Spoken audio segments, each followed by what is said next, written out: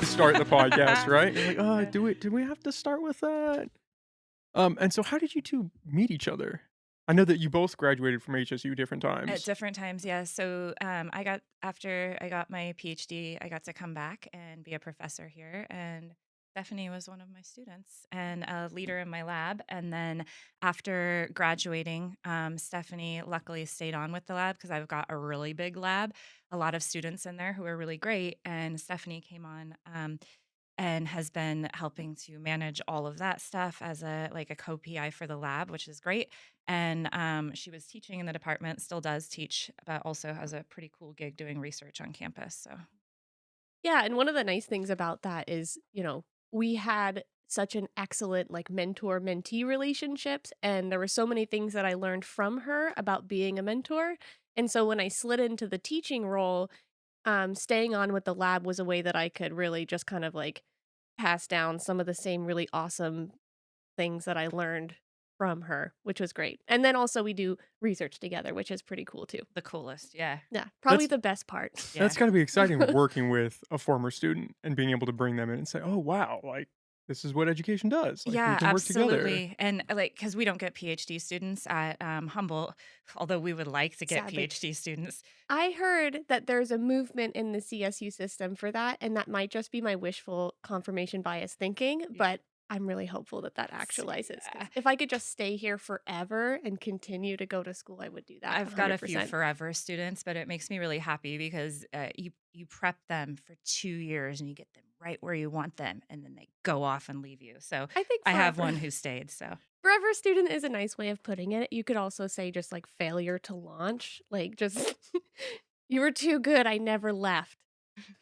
Which is not a bad thing in an educator to be that good that the students wanna stick around and wanna work with you. Like, that's a yeah, safe thing to say. that's really nice. But I'm lucky when they do. I've got a few of them who work on campus or like doing teaching or doing research and things. So that's really great. And then I get to work with a bunch of my former students who are in PhD programs now, and that's also really great. So. And what is the social identity lab? Because that's actually how I came across you both.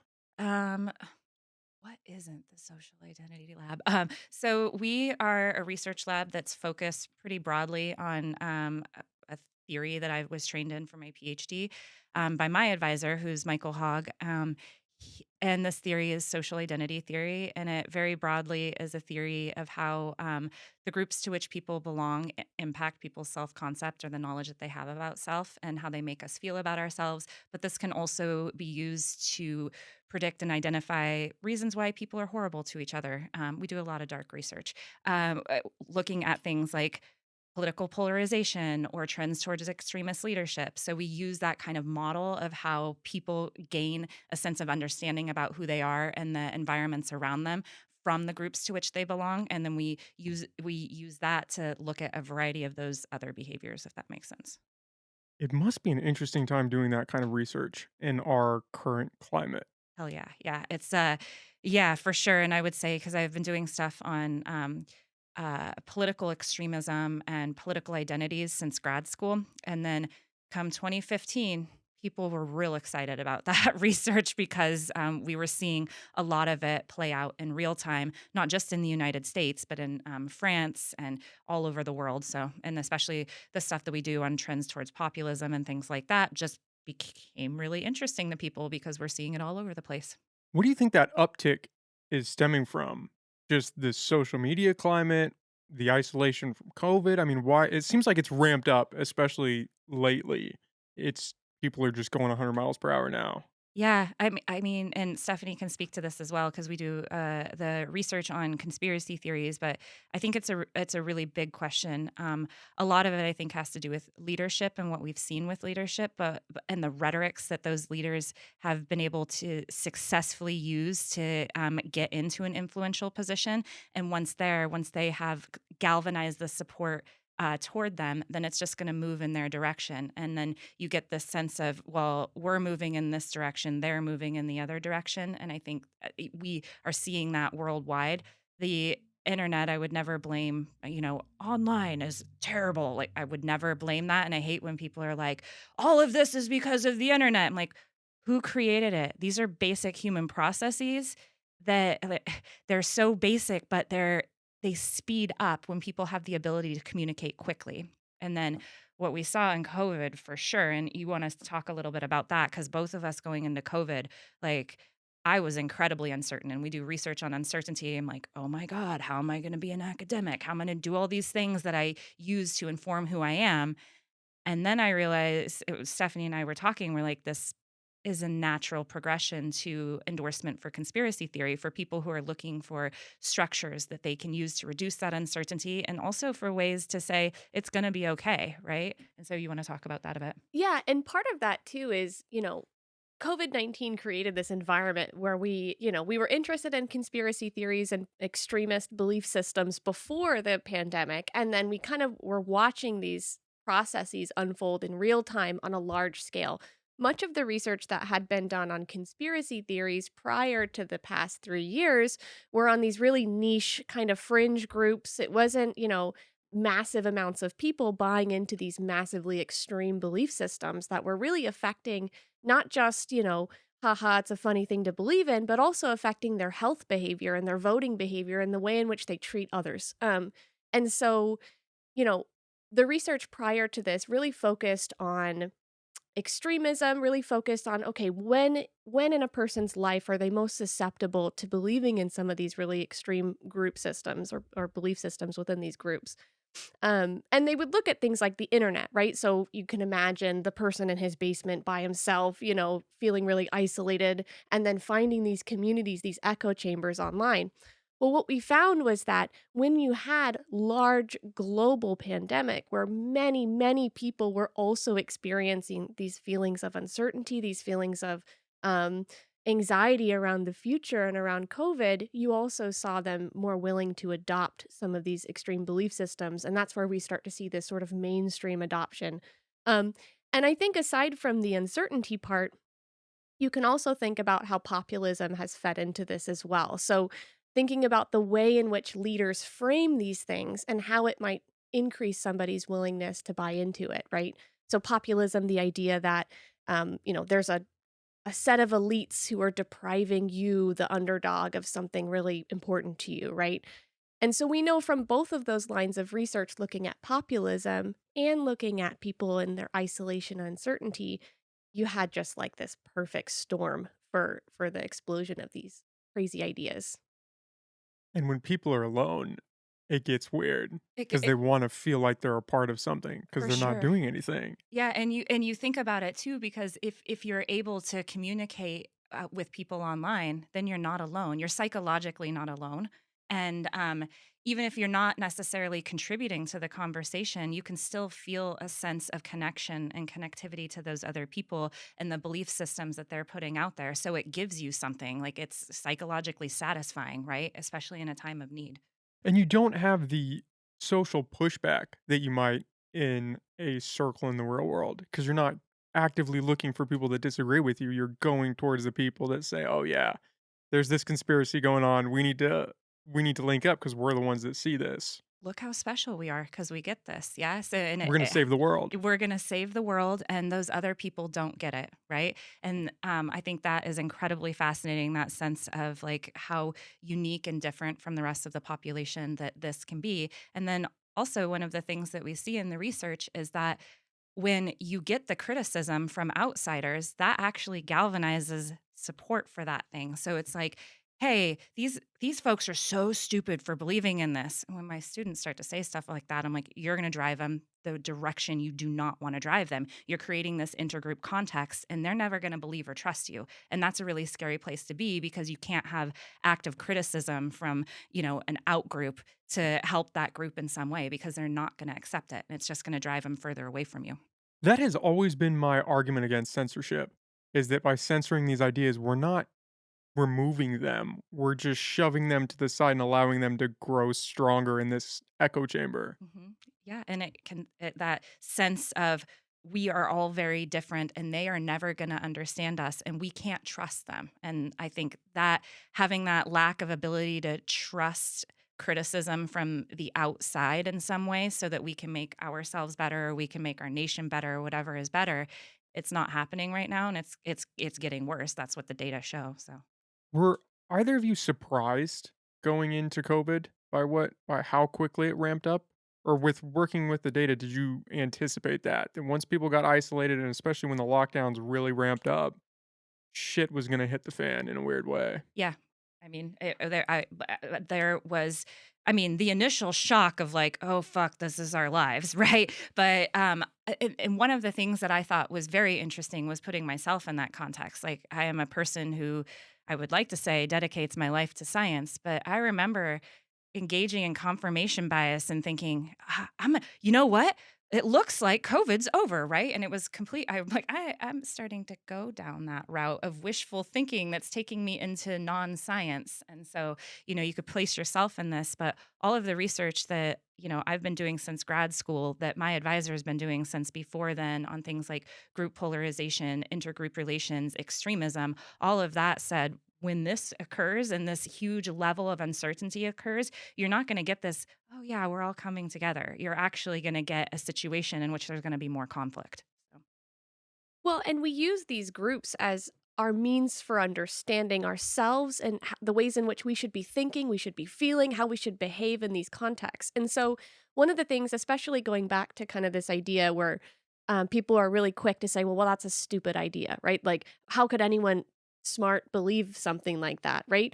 Well, what we know from the conspiracy theory research that's even pre pandemic is that conspiracy belief transcends economic status, it transcends educational borders, it extends through many different classes within society. It's not just like this small, crazy subset of people. In fact, you have people who are doctors and lawyers and all these folks who, as a society, we deem as being incredibly smart, still susceptible to these same human nature mechanisms that drive us to believe in this kind of stuff. And so I think it's also really important to just think about how even in those contexts, people look to their groups and to the people who they value around them to understand the world, regardless of what their other, identities might be in terms of an educator or those things.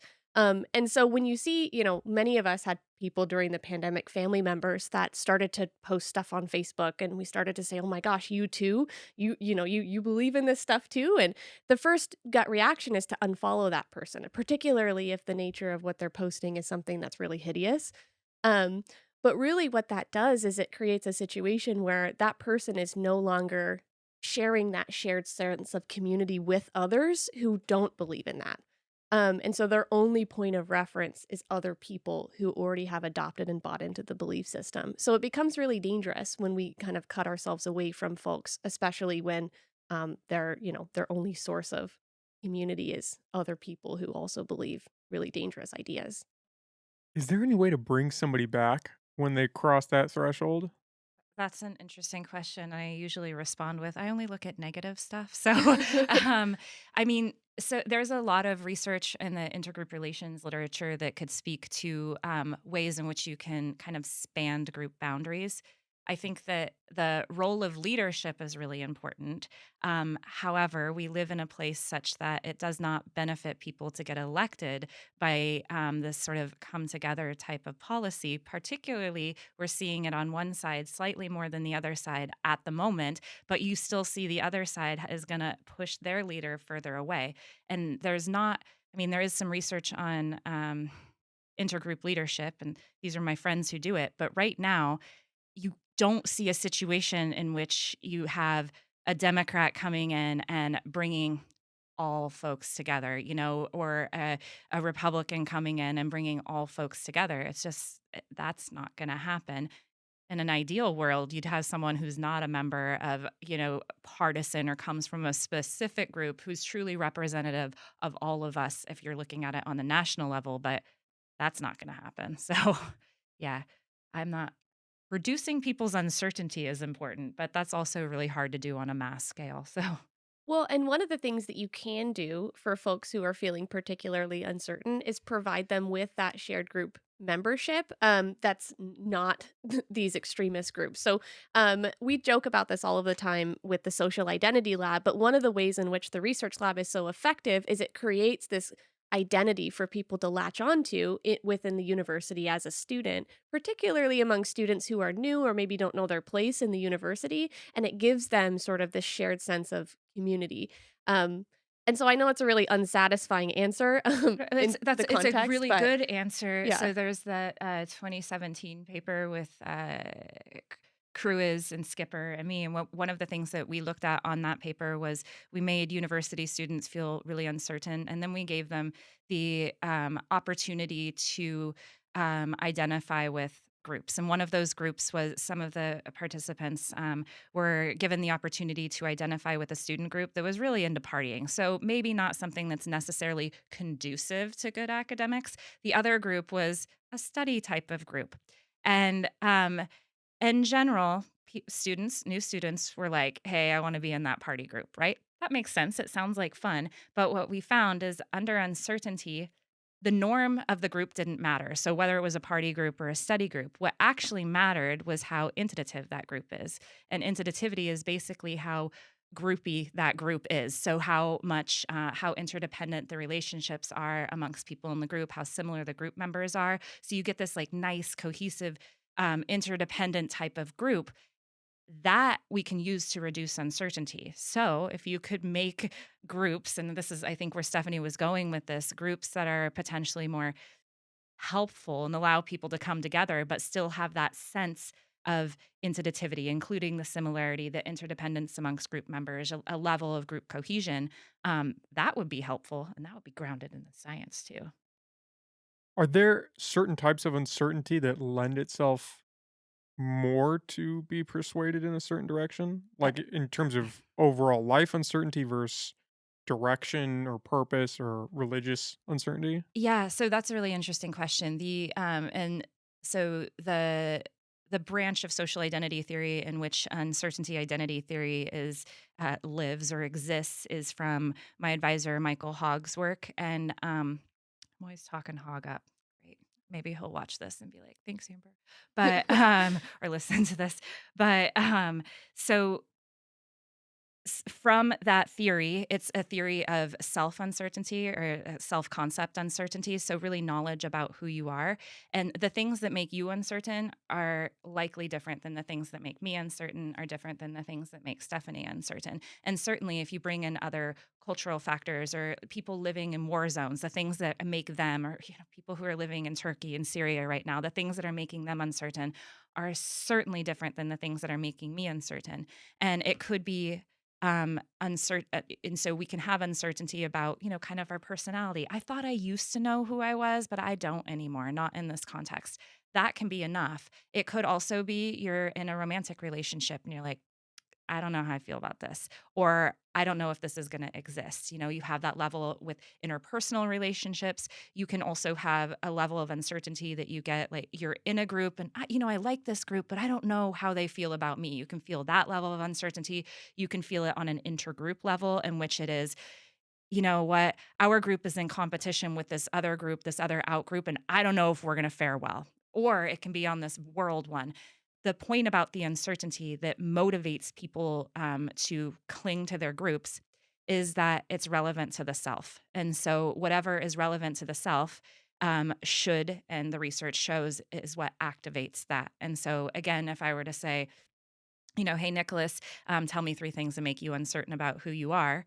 And if you said, what sandwich I'm going to eat today, be like, is that important to you? And you said no, but what I'm really uncertain about is, my relationship with my best friend, then that would be the thing that if I then were to provide you with a real cohesive group, then you'd be like, that group looks good. Does that make sense? Yeah. So really anybody is susceptible to Yeah, falling into these traps. it's true. I mean, we could make some jokes about a person that you and I know who I'm fairly certain doesn't experience uncertainty. And that's the only time you'll hear me say I'm certain about something. But, there are kind of some individual differences, and I'm not going to trend on that too much because I don't do research on individual differences, but like some individual differences and on uncertainty. So I'm going to be a lot more uncertain than, let's take my partner, for example, because that guy doesn't experience much uncertainty, right? I'm walking around with uncertainty all of the time. And so, but there is, and when we actually, I should put this out there. So you're going to have, I'm going to say those weirdos who don't experience the uncertainty, but at different points throughout the day, we all experience it, right? And so you'll hear me, the way that I talk about self uncertainty, you will very rarely hear me say certain and uncertain. I will say lower and uncertainty because most people have something that they're like a little bit uncertain about. Does that make sense? Yeah. Yeah. Oh, no, Well, go and ahead. I was just gonna say, and that's the way a lot of the research that we do is conducted. So it's because of our ability to actually induce feelings of self uncertainty that we're able to experimentally test a lot of the things that we want to know about. So, like, we can randomly assign folks to either feel very uncertain about themselves through some of these priming mechanisms that we have, or randomly assign them to feel more certain. And as a part of that, that allows us to make these comparisons or to Or test less uncertain. or less uncertain. There you go. There, you just said we don't say that. Well, Yeah.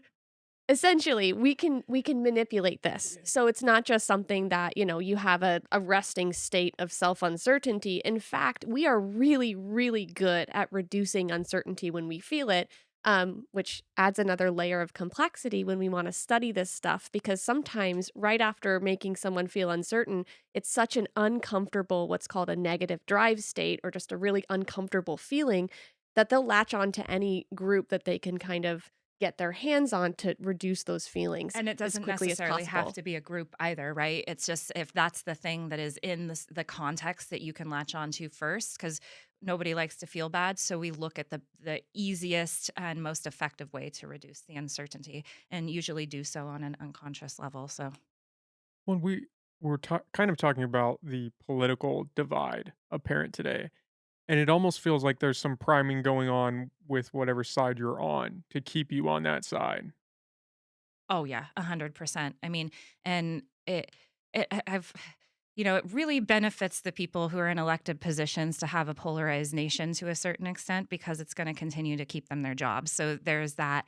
But there's also, I mean, if you listen and if you look at my YouTube, it'll be like, oh, there's a whole bunch of in the queue. There's a whole bunch of Trump speeches and Biden speeches and Obama speeches. I listen to and watch a whole bunch of leaders' speeches, and I like with leaders throughout the world as well, because I'm really interested in the rhetoric that they use. And we talked a little bit about the populism, but when you have populist leaders who rise up, the rhetoric that they use comes from this sense of deprivation, that there are people out there who are depriving us of our basic needs or depriving us of our humanity, or who are taking stuff that used to be ours, right? And we don't know if they keep treating us this way. We don't know if we're going to continue to exist as a group. And that type of rhetoric is incredibly powerful for people, keeping people on that side, right? And then you do see it. I mean, because the way that that was described sound like right wing populism, but you see this with left wing populism. We just got some data back from the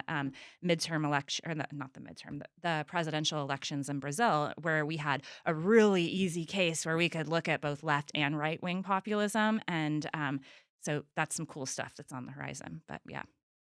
Well, and it's scary in the sense that one of the things that came out from COVID that was really apparent to me was this ability to other people that I hadn't at least personally seen to this extent. You get it a little bit with immigration.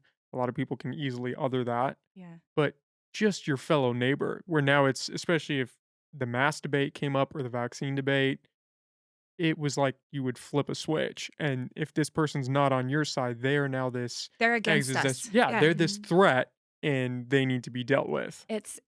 So, and the identity markers, because they were so clear, right? It was like, that person's not wearing a mask. They're not with me, It was right? black and white. It was so very clear in the assumptions that people were making. And I just remember going into the co-op. It was when the when mask orders were released, one of the first times, and one of my very best friends and I were going into the co-op, and she didn't have her mask on, and I was like, people are gonna think I'm one of them. And then I thought, I know this research. What am I doing? I am using that mask as a marker. And I was willing to keep my mask on at that point when I didn't actually feel unsafe. I just didn't want to be misidentified with the other side. And I was like, well, that's an interesting research question. And also, if I'm doing that with my knowledge of these processes, this is like very widespread. Yeah. yeah, if you recognize that and you fall into it, what does that say for the rest of us, right? Yeah, it's Well, and fascinating. I think it goes back to sort of the core tenets of social identity theory, and that we gain a positive sense of who we are because of these groups that we're a part of, right? So it's not just like, oh, I'm a Democrat because I believe a lot of the same things. Sure, that's true, but I also derive a positive sense of self from that, and they help me to be able to predict and explain and understand what's going on around me, because I can look to my fellow group members and say, you know, how am I doing in this context in comparison to everybody else? Oh, they're all wearing a mask, so I'm gonna wear a mask too. And that gives me comfort because it tells me how I should be behaving in a context that's super uncertain and uncomfortable.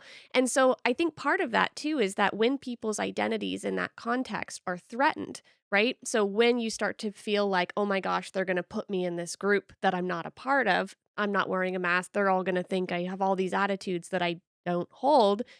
It's now shaking the foundation of who you are. It's not just being a Democrat or a Republican, it's your sense of identity. Your sense of self is being shooken, which is a bigger emotional experience than just, oh, they think I vote for Trump, which is, also a terrible feeling, but it's because it's shaking who you are. It's much less surface level than I think we like to believe it is. Yeah, it really hits at a variety of things. So it hits on like all of those motivations for social identity, right? Because you have the uncertainty bit. It can produce uncertainty. It can make me question the knowledge that I have of who I am as a person. But in addition to that, it can make me feel badly about myself, right? And so that's, another thing we seek to feel favorably about ourselves, which means we seek to feel favorably about our groups. And that's really important. And that can drive like, well, this distance between groups, both the knowledge that we get from our in group, but also how we feel about the group, because we seek to feel not just good about who we are as a member of that group, but different from a relevant out group. Because in part, we know who we are by who we're not, right? And so you get those feelings that are attached with it, but you also get the knowledge that is attached with it. And that's some cool stuff. That group level conformity is a scary thought for me whenever I start going to that realm because you can get people to do anything if you just move the herd far enough in one Yeah. direction. Yeah. And I always think it's really important that when you see it, because people aren't going into when they move as a unit like that. I wholeheartedly do not believe that people go into that without thinking that they have specific motivations and they're gaining cues from other people. So they're thinking about their behaviors, and their behaviors are planned to a certain extent, and they're motivated, but they're motivated by the group level identity versus the individual identity, and all of the information that we get from the group level identity, including those people around us who are leaders within our groups, leaders within our movements. And those are the people that we look to for cues so they can drive us in other directions, right? Which is interesting. And groups aren't all bad. We saw, for our lab, for example, um, our lab got huge over COVID, right? And we were just having these meetings on Zoom. And I was thinking, who wants to have another meeting on Zoom at like 6 or 7 p.m.? All of them did. We were getting meetings with like 35, 40 people just there because it was like, oh, we all have this sense of who we are from this, right? And so the outcome of that, I think for all of us who were in those Zoom meetings, I'm not saying I liked all of my Zoom meetings, but I thought our lab meetings worked out really well. It was a very positive experience for us. And I think that that's some of the things that likely helped with some of our mental health and things like that. So I'll also say, if you have not tried to sing happy birthday to somebody with 30 different people with 30 different Wi-Fi connections, it is a glorious yeah. experience. So if you're not over a Zoom at this point, highly recommend trying to sing somebody happy birthday with 30 different Zoom timing differences. Yeah, a Scilab is real big on singing happy birthday. So I also, in all of the classes I teach, as soon as I learn somebody's birthday, I'm like, oh, fuck yeah, we're singing happy birthday. Yeah, I was never a big happy birthday guy. I love singing it for other people, but when it's same. on you, it's a Yes, different it's like story. receiving presents, right? I also don't love receiving presents, but it's that gift you feel like you're getting to share the joy with other people, and because my birthday's over the holidays, nobody gets to sing to me, so I get to live the best of all worlds. Yeah, you've got it Yeah, made. yeah. It's it's such a weird time for everyone. And you would hope that in these chaotic times, a leader would arise, right? They would steer us back in the right direction, whatever that is, or bring about unity. But like you said, it feels like they're just playing into their base. Mhm. And so what my fear has always been is that that leaves this void open, and then there's this third party that may be worse, maybe better, Yeah. that fills that and comes to prominence. Yeah, the third party bit is so one of my former students and I do a whole bunch of research on like mapping what we call group prototypes. And so it's like all of the attributes that we can use to describe who our group is, like what is the essence, the core of our group. And so we look at ways that we can map these things. And in the United States context, it's really easy because you know who you are by who you're not, and you have this two-party context, right? So it's the math behind that is much easier than when we go to Canada and we're like, all right, we're going to pull a third party into this. And so it's hard. Our math isn't there yet to get like the numbers on it, but I am curious to see, does that group, if a group does arise, does it have to be more moderate, or is the fact that that group it lays that group or those people or that leader is somewhere in the middle, is that actually threatening? And we're like, nope, F that person because they are threatening the distinctiveness that we have between these two groups. That is a good study, right? Well, you heard that a lot in 2016, right? Yeah. That, oh, you can't vote for an independent because then you're going to be taking votes away from X. And Hmm. then if they lose, it's your fault. You screwed over whatever party they're talking about. Yeah. Well, and it goes back to how the context that we've been under is galvanizing. People are motivated to do stuff when there are big problems or big threats on the horizon. And Or when so they're angry. Like anger is such a driver of behavior. And that's like you want to get people to action, you piss them off. And then also you want to get multiple people to collective action, right? And some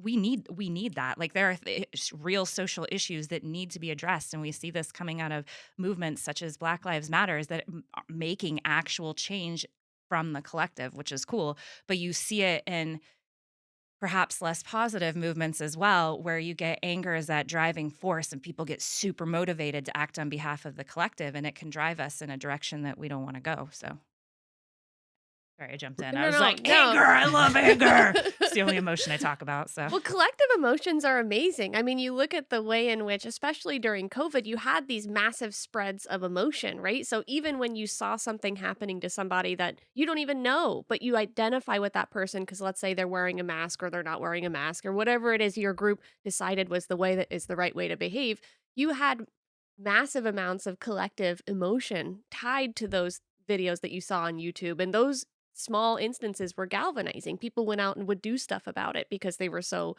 you know, excited by what they were seeing. And I don't think that in a moderate context or in this sort of ideal sort of world peace context, people are motivated to move in the same way, which I'm not saying is a good thing, but I think it creates a big challenge for trying to find these paths to, unity or paths to peace. Just, why we say social psychology, especially social identity theory, is so dang depressing is because there isn't a lot of work out there that carves a path to fixing a lot of this stuff. Not to say people aren't doing the work, but there's not as much out there. Is there a difference in the social primers in terms of which emotion you use that translates to a direction you would go? So, like, if you wanted to get something done long term, anger wouldn't be the best primer because it's going to hit people hard and fast, but it might not carry as long as hope or love or something that's a little more yeah, and upbeat. yeah, and in general, and I'm not going to trend too much into this because I look at the negative emotions. So, but the emotions are, as you said, they're quick lived, and so and it's a response to a stimulus in the environment immediately, right? So it's like, oh, Stephanie brings up my dog, and I'm like, joy, right? Joy. Um, you do see, so with some emotion, when it comes to that initial stage of action, pe- anger is very effective because it is an approach emotion. So you're not going to run away from something if you're angry, but if you're feeling more like guilt or shame, oftentimes people will move away from that. And sadness, people will move away from. Joy is something that people move toward, but there's not much evidence of that in collective movements. And I think a really interesting question is then looking at, okay, what is it once we get people here? If we got to piss them off to get them to this place, what do we use to keep them in that place that's not the anger is the driving factor, right? So, and I suspect you're right with hope. You always have to have hope, but you have to have hope, and that's built into the collective action literature as well. You have to believe that your group will be efficacious and in its cause, and therein there has to be some amount of hope. Otherwise, what's the point, right? Yeah. Well, it feels like that's where we are right now, is both sides, at least political wise, they're using hate, but it's a constant repriming of hate. It's every day there's a new thing to hate, every day there's a new thing to be mad at, and we're just going to keep re-upping that way, Yeah. Yeah. which does not seem sustainable for anybody's mental health, for the country at large. It feels like this is a very dangerous road that we are willingly walking down or being led down, you could say. Yeah, for sure. And that's the other part with leadership is we buy into it. So that's for especially in a representative democracy, the onus is on the people as well, right? And so it's yeah, I always like to say that, well, I don't like to say this. This comes from Moscovici way back when, but every single member, irrespective of their position within a group, has the ability to influence other members in that group. And then, I think that's a real powerful thing for us to keep in mind.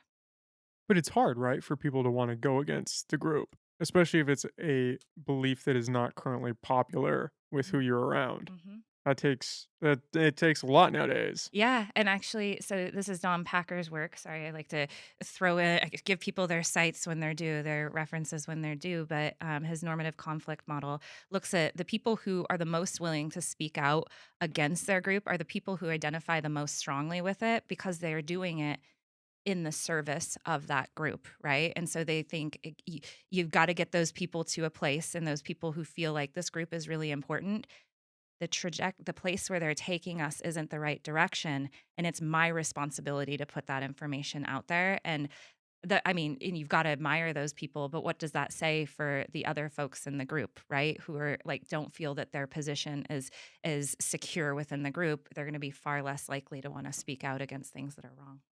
I hadn't thought about it that way, that it's out of love that you're questioning the narrative because you see where it's going. You're like, "We need to turn this ship. We need to Yeah. start going back where we were." Yeah, and you see, I said how negative I am, but That was very positive. that's the positive. Step Yeah, in the right there's direction. a little bit of hope there. Yeah. Well, Yeah. and also part of that is leadership is incredibly important. So, although there are lines of research that look at other group members, perhaps people who are maybe not the most representative of the group, but maybe somebody on the fringes has influence within that group.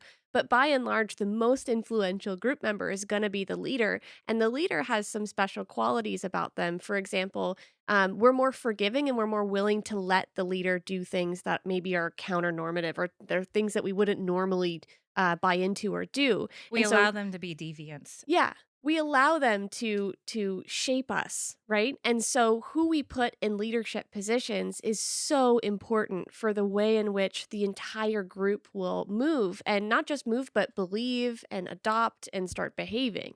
And so, it's funny, it's always like these conversations seem to end with like, well, you should really vote and you should really think about who the folks are that you're putting in those leadership positions because they really do have the power to change people's hearts and minds in a way that is really a big deal and that you don't get with any other group members. Yeah. What determines if somebody is gonna accept this leader for the group or put forth this leader? Are there determining factors for that? Heck yeah. Now we're going to start talking about prototypicality for sure. So, in the identity leadership research that my colleagues and I do, there's a very robust effect that we tend to prefer what we call group prototypical leaders, and that is people that we think best embody who we are. And this is so they possess the attributes, and also there's an aspirational quality. So they best represent who we are as a group, but also who we want to be as a group. And this became really, really important because I remember some of my students were like, you do all this stuff on prototypical leaders and non prototypical leaders because they're interesting as well. But on prototypical leaders, but how did the Republican Party vote in Trump? how he's not prototypical of Americans and he's trying to speak for all Americans. And I was like, how? He has an aspirational quality that those people who voted for him buy into. It's not just that he's just like us. He was like them and is like a lot of his followers in a variety of ways, right? The way that he speaks, the way that he presents himself. But he has some aspirational qualities. Being that rich is an aspirational quality for a lot of Americans. So it is these leaders who have these things that best represent our group, but also best represent what our group wants to be that we tend to look toward. Um, and a big part of that is that sounds as if these leaders are born that way. They're not born that way because groups change, right? And the things that we want out of our group change, and they also change with respect to what outgroups are present, right? And so it might be that in a specific situation, you're a leader, Nicholas, and you're like, you're a very moderate leader in that group. And we're like, okay, we like this, except in an intergroup context, when we think they're getting a little bit close to us and we want to be different than them, that outgroup, we want to demonstrate we're different. This extremist over here, Stephanie, now she's prototypical of the group because she has those aspirational qualities that allow us to move away from them.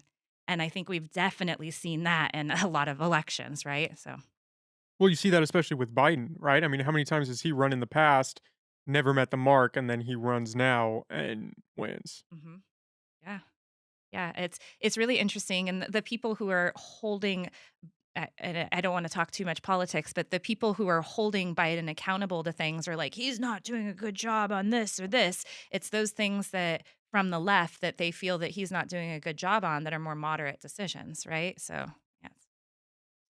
Well, and you can think back too when we had really big divide within the Democratic Party, looking at folks who are folks and then folks who are looking for more moderate candidates. In that context, you had really high levels of polarization in terms of what was happening with extremism on the right.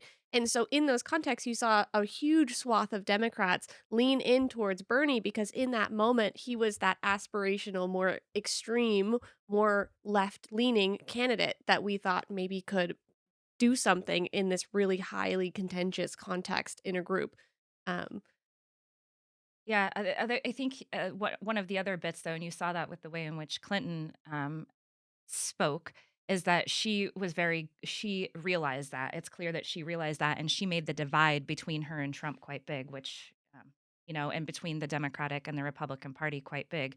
That's what's really interesting about, the lead up to elections, right? Is the lead up to elections in that primary situation, the people that we vote for are it benefits them to be extreme in that situation. And then we used to live in a place where then you have the trend back towards moderation.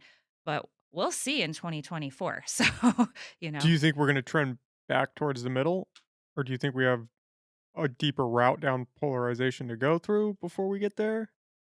Yeah, that's a good question. And I say I don't make predictions about elections, I but was literally yeah, gonna say, this is when she's gonna say, "I don't make predictions about I don't elections," make but predictions about Yeah, it's kind of elections. like, let me check Yeah. my magic 8 ball here really Yeah, but fast. but I could tell you what the data say in the lead up and right now. So our last our biggest data set that we have that's collected most recently. Right now, it looks pretty damn polarized on both sides, without a trend toward moderation. So and that is their preference, and we are seeing some interesting things. Is that like some there are folks on the Democratic side who are really because I think a lot of Democrats, when Biden got elected, were like, this dude's not progressive enough for us, right?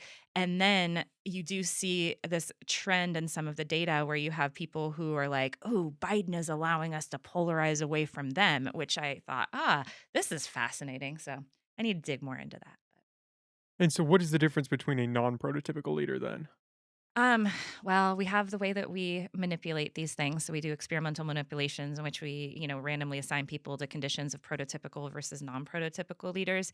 Um, in general, I think you see this more in a candidate situation versus a new type of leader, but someone who is less prototypical or more peripheral of a group is somebody who doesn't really, they don't really have the attributes that we think represent who we are, right? So if we have, you take we're not going to, we won't use a political example this time. Let's use the social identity lab.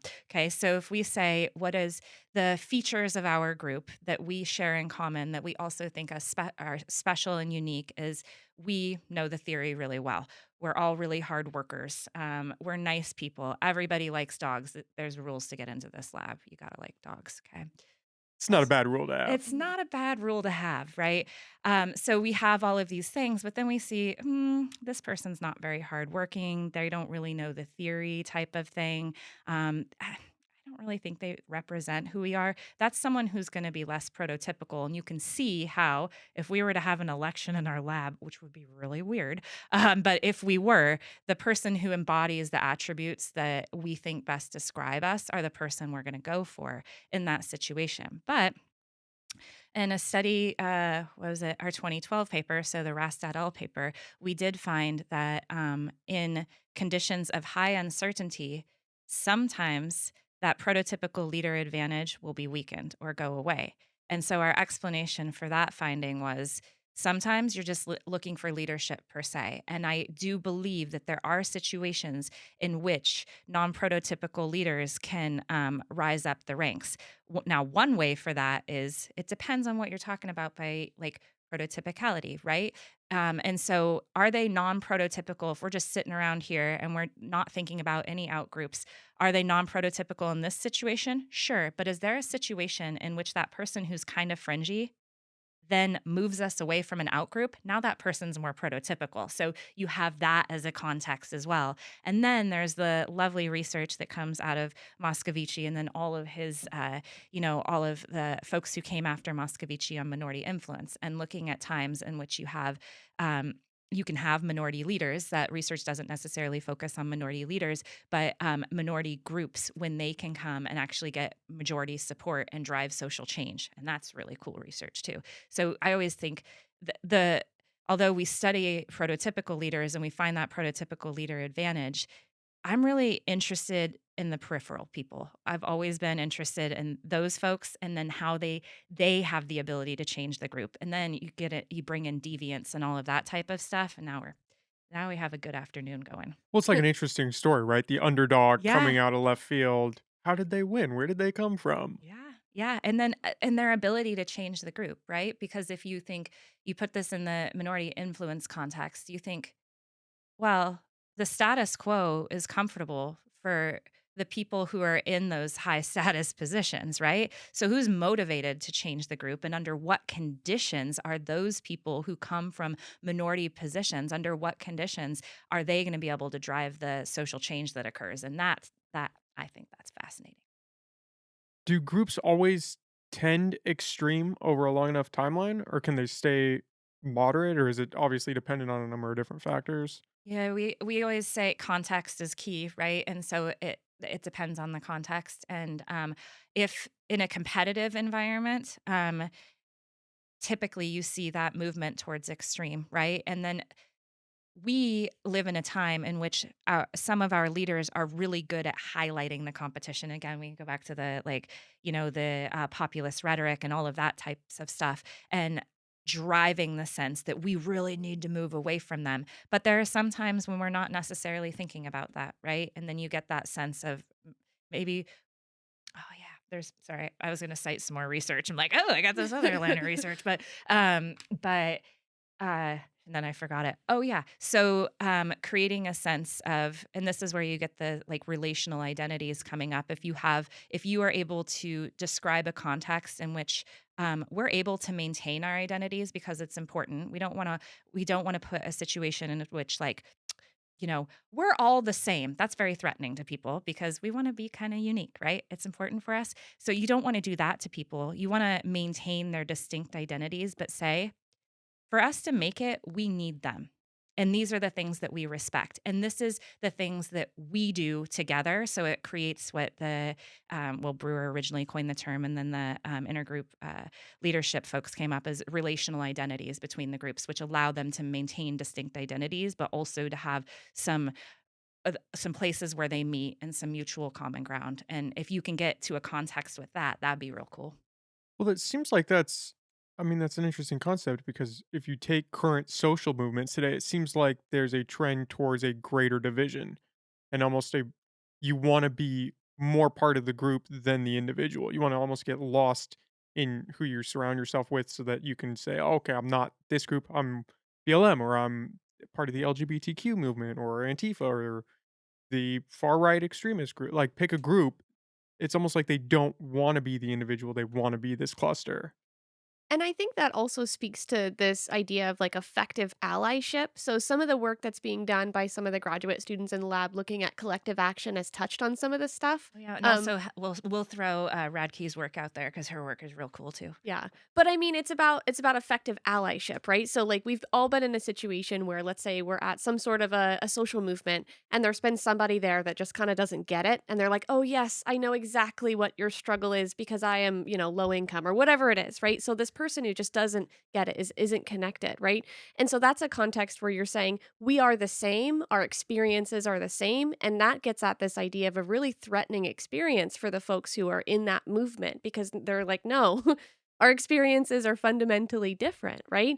And so it's creating this common sense of um, bond over the things that have happened for, let's say, two separate movements like BLM or LGBTQ activists, because those experiences are fundamentally different, but there is some shared challenges and some shared And you have experience shared identities within those groups as well. and So yeah, identities within the groups. And so creating that link is really important without, saying that, "Oh, yes, in order to do this, we have to lump into one giant group," because that doesn't make people feel good either.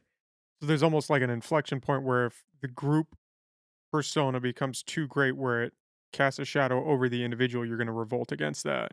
oh, well, that's an interesting one. That sounds like it comes out of Brewer's optimal distinctiveness theory too a little bit. And so her work and her colleagues' work has shown that there's an optimal level of inclusion that we have with other people, and particularly in a group situation. And so we seek assimilation with others, which is similarities, us having things in common. But at the same time, we want to feel unique, right? And so you have these two competing motives for being in a group, and those are actually, and there's an optimal place at which we are most comfortable, where we feel included, where we have those similarities with other people, but we also have a sense of uniqueness. And there are several ways that we can get to that. We can get to that like on the individual level. I can be like in a faculty meeting and say, yeah, I am faculty in the psychology department, but I'm also a former professional athlete, right? So that makes me feel a little bit unique when I can say stuff like that. But groups satisfy that as well. And that's a really interesting place is where you can say, I'm a member of this group. All of us have these things in common. Guess what? We're different and unique from them. Yeah. And so that can also help to satisfy those needs. But if you do end up feeling over included within the group, that's when people get uncomfortable and you can get levels of disidentification with the group. Where does the concept of a social cachet come into play?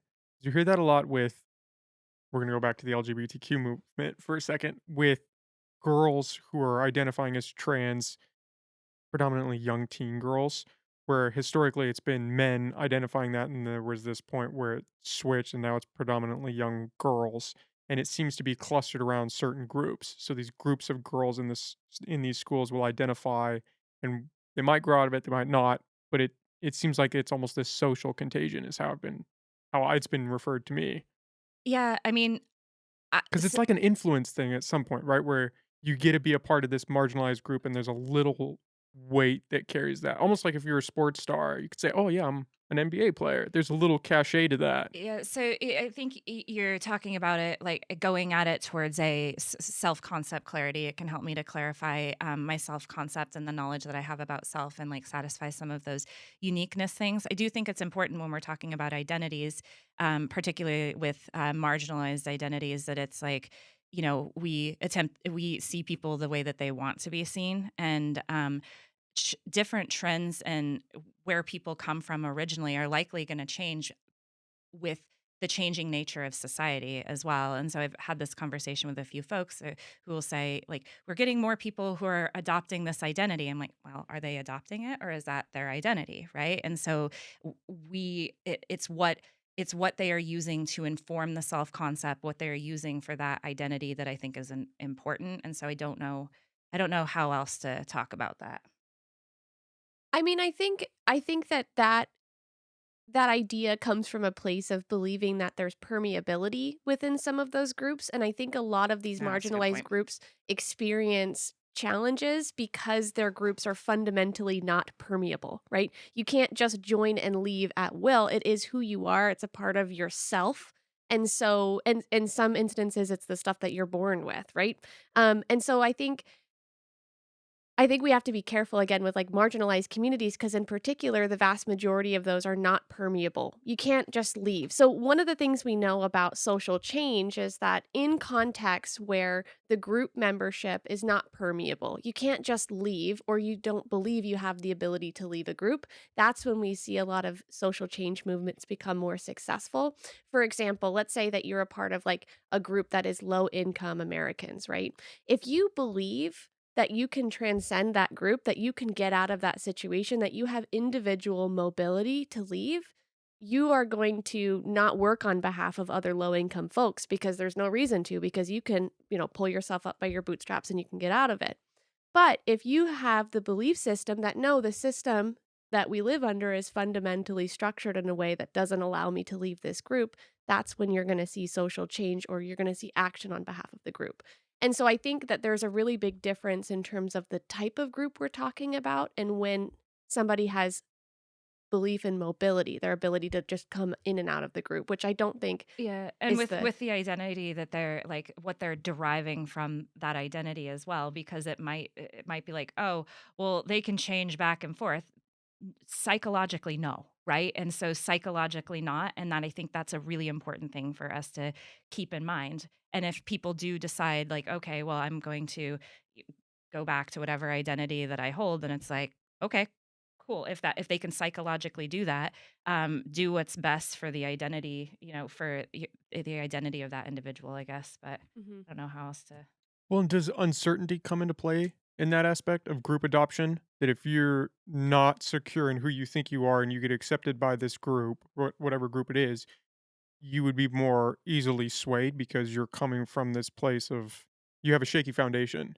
And so any sort of stability would lend itself to your current Yeah, position. yeah, that's 100% what the theory talks about. Yeah, and what we've shown since all of the research that I get to do on that. Yeah, for sure. I'm coming from this. I've read this book. It was called Irreversible Damage by Abigail Schreier. I'm not sure if either of you are familiar with it. Yeah, I've heard of it. Yeah, It's a good book. I yeah. don't know. I haven't read it. Oh, No, okay, I have heard of it. it's a Yeah. very interesting book. As someone who is not a part of that community or doesn't really know a whole lot about the community, it was just an interesting read. And she takes the perspective that a lot of it seems to be. That's where I got social contagion from. Okay. She is under that belief that to some extent a social contagion where these influence influenceable these people who can be easily influenced are falling into that. Mhm. And that's where the social cachet comes from, that some of these children are trans and are going down that path. Some of these don't have a sense of self and are lost and are going through these hormonal changes and discovering themselves like kids do. And they find a home in this group and then at some point may or may not regret that.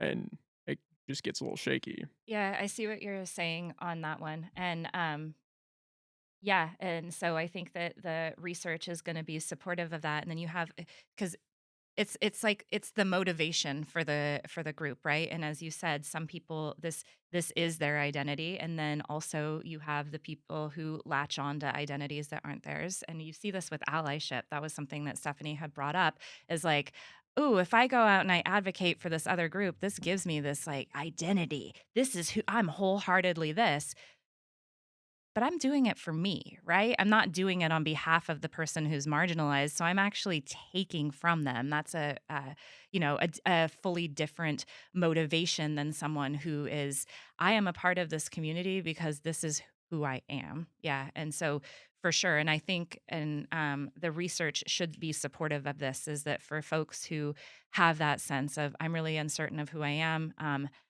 I can gain a sense of identity from this group, then people latch on to groups for sure. And you see that with all sorts of extremes. You see that with, the FBI.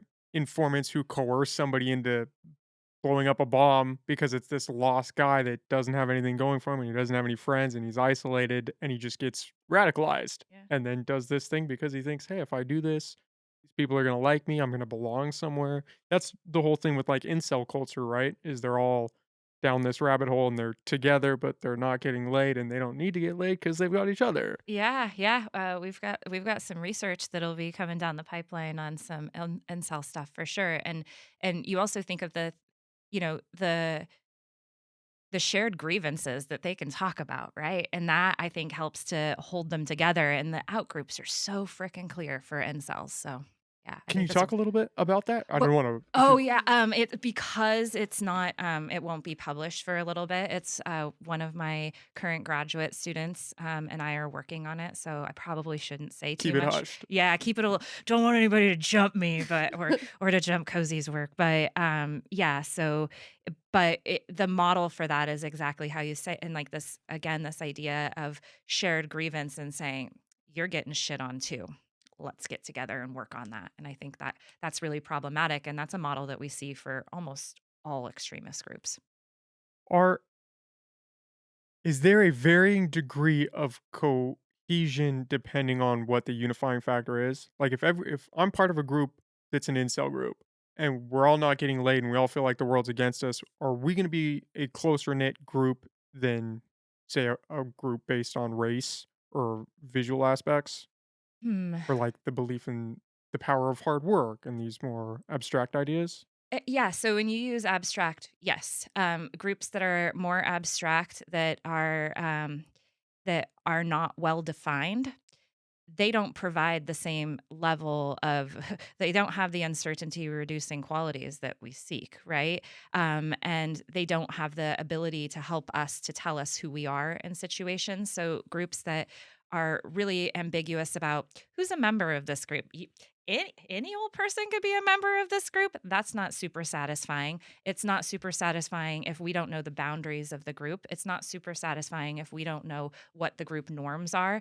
But particularly in the case when you have people experiencing uncertainty, it's those groups that clearly defined norms, right? Those become incredibly attractive, but they have to have gotten to the person first, right? Does that sort of make sense? So you need some sort of exclusivity to make you want to be a part of it. 100%. Or Okay. the perception of exclusivity, right? So it doesn't even have to be. I mean, really with incel culture, I don't know a whole lot about the norms around that, but from my understanding is you could leave incel culture. You could just, you know, begin Get laid. yeah, yeah, begin begin mating. I don't know. I don't know. You could do something that's different than like what you're already doing. So like that's exclusive for a few reasons, right? You have people who are like, "No, I'm choosing to be in this group," which is powerful in its own right and might present some feelings of exclusivity. But in addition to that, you've put yourself in a position where you could leave, right? You could no longer be a part of that group. So perhaps because of the fact that it's permeable, you might actually, I would guess, work even harder to establish yourself as a more prototypical member of that group in comparison to a group where you're just in it by de facto, right? You're just a part of that group, right? I don't know if that's true per se Is with that the research, but permeability a strong indicator of cohesion? Like, if it's race, obviously you can't just not be the race that you were born. So were you just inherently more close knit? Um, depends on the well, it depends on a couple. Now we're going to old school social identity theory. We'll pull out some Tajfel and Turner 1979.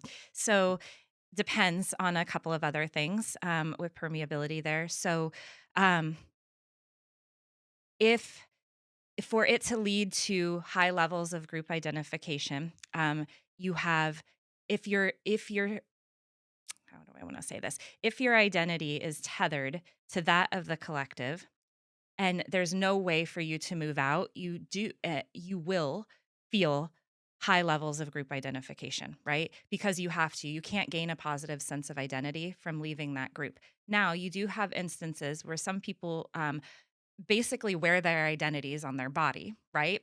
But they psychologically disidentify because they think, you know what?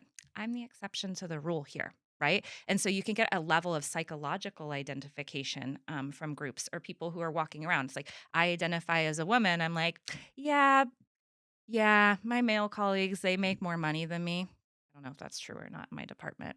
Actually, I can tell all of our salaries are online. So, some of them do, some of them don't.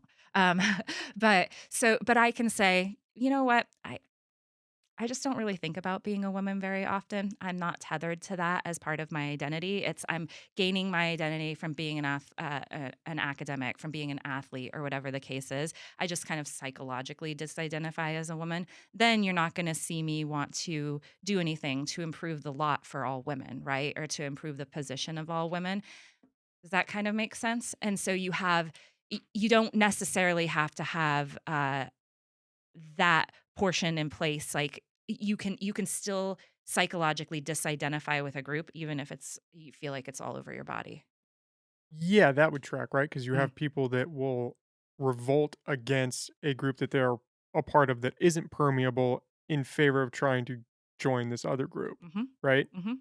Yeah, in favor of trying to join that other group or even thinking like, "Oh yeah, well, all other women are like this, but I'm not like that. I'm exceptional in this case, so I can be more like the guys in this situation."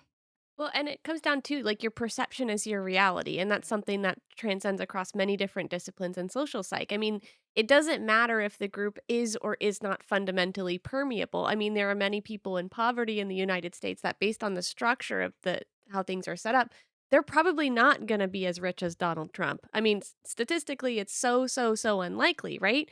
But if they believe that that identity is something that they can transcend, that they can move through, then that's all that really matters in terms of their behavior. And that's true with many other things when it comes to voting behavior. If there's a belief system in place, it doesn't matter what the reality is if the person has bought into it and they believe it to be true.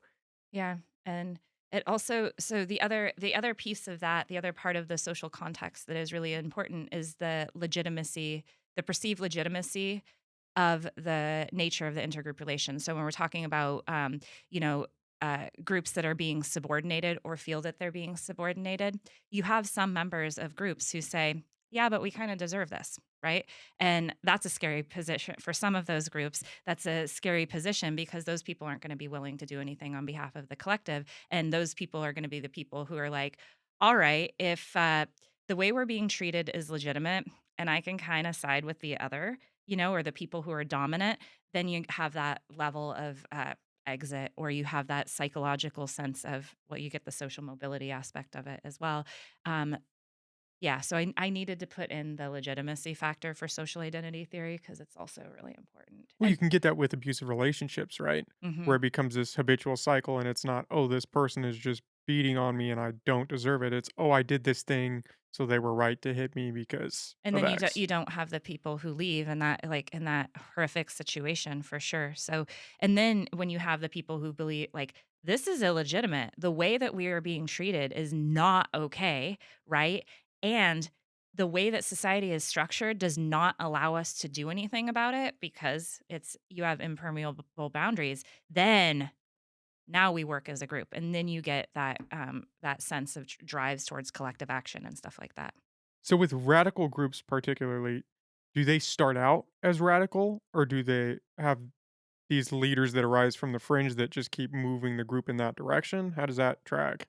Um, I think it's a little bit of both, right? And it because the way that all groups are structured in like in large groups, you have subgroups within them, and then you can have competition with subgroups that are like, "Ooh, we're going to be more and more this way," right? So you have this other comparison with these kind of within subgroups comparisons as well. So, and then the ability to attract new members to that is going to be important. So I don't think all groups naturally start off as extremists, but there are reasons for which they will go to the extremes for sure.